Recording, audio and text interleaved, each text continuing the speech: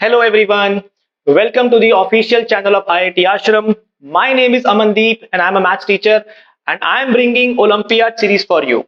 In this Olympiad series, we are going to discuss various concepts which are very important in Olympiad.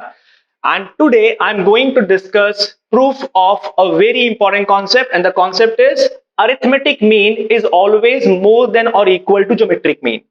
And the proof will be based on geometry. इस rule के बहुत सारे algebraic proof तो available हैं कि आप इसको algebra से प्रूव कर सकते हो, बट आज मैं आपको ये विजुअलाइज कराऊंगा कि किस तरीके से अरिथमेटिक मीन जो होता है वो ज्योमेट्रिक मीन से बड़ा होता है।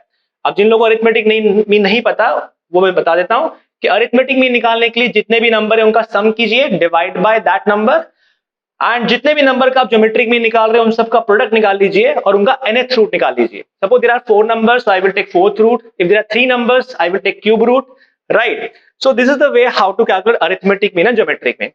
But how to prove it? So to prove it, we need class 10th concept. We need geometry concept, that is chord theorem. So everyone has heard about कि अगर एक सर्कल है और अगर इसमें दो chord intersect करती है, let's say the chord are AB and CD and they intersect at point P. All right. So the concept is that product of segments are equal. So ये point P है. So P से लेके A, एक ये part है AB chord का. So PA into PB is always equals to PC into PD. Right? ये concept पढ़ा होगा आपने. इस कॉन्सेप्ट को यूज करूंगा मैं प्रूव करने के लिए. कैसे, ध्यान से देखिए. सपोज मान लेते हैं कि एक आपने कॉर्ड ली है और एक डायमीटर लिया है एंड ये दोनों परपेंडिकुलर है. मुझे पता है कि अगर परपेंडिकुलर सेंटर से ड्रॉ किया जाए तो ये दोनों बाइसेक्ट कर देती है, ये दोनों पार्ट इक्वल आ जाते हैं, कॉर्ड बाइसेक्ट हो जाती है. चलो मान लेते हैं कि अगर सपोज इमेजिन करते हैं, let's say this part is x and this part is y, and let's say these two parts are g and g because they are equal. So I can straight away say g into g, that is g square, is equals to x into y. All agree with this? Or I can say g जो होगा वो root over x Y के बराबर होगा. So g की जो length है वो रूट एक्स वाई के बराबर है. अब अगर मैं इस कॉन्सेप्ट को यूज करता हूं, ध्यान से देखिएगा. सपोज मान लेते हैं कि एक लाइन सेगमेंट लिया मैंने जिसका लेंथ x है, इसे मैंने प्रोड्यूस किया to the length of y, इसको मैंने y लेंथ तक प्रोड्यूस किया. ठीक है, तो टोटल लेंथ हो गया x प्लस वाई और मैंने x प्लस वाई डायमीटर लेके सर्कल ड्रॉ कर दिया. ठीक. अच्छा, अगर डायमीटर x प्लस वाई है तो अगर मैं इसके रेडियस की बात करता हूं, इसका रेडियस कितना होगा? Radius will be x plus Y divide by 2, right. और अगर मैं इस पॉइंट पे एक और परपेंडिकुलर ड्रॉप करता हूं तो अभी हमने पढ़ा था कि अगर ये पूरी टोटल कॉर्ड होती, लेट्स से यहां तक कॉर्ड होती, तो ये दोनों पार्ट इक्वल आते हैं, है ना. और ये लेंथ कितनी होती है? ये लेंथ हो जाती है रूट एक्स वाई, राइट.